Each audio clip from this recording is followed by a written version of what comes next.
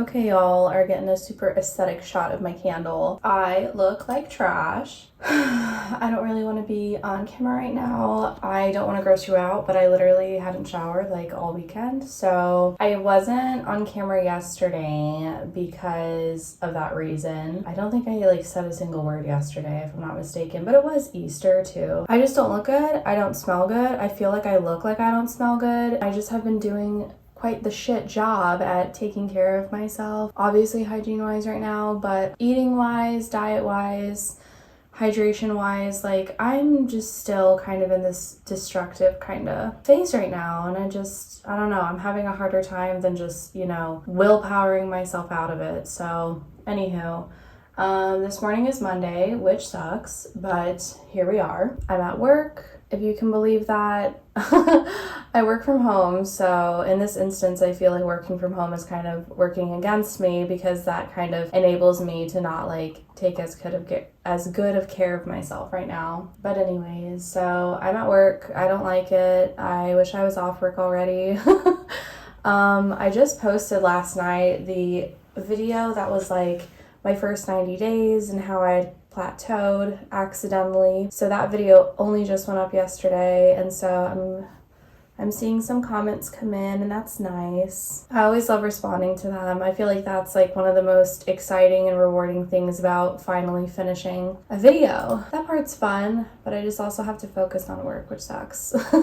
All right, so here is what I made up for breakfast.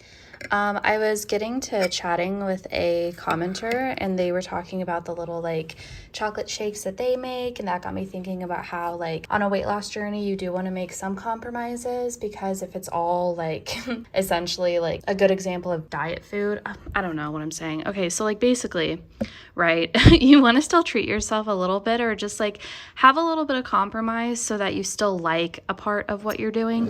And so anyways, because we were talking about that, I don't know why it took me so long to just say that. It got me thinking about this apple almond parfait that I make, and I know it looks so messy, but it's Greek yogurt on the bottom, some apple chunks, and then I cut up some almonds, and then I did do a sprinkle of chia seed and flaxseed just because I was like running pretty low on fat. This is just a little bit of string cheese. It is expired, but it's fine. And then I just have like a few more extra little grapes on the bottom.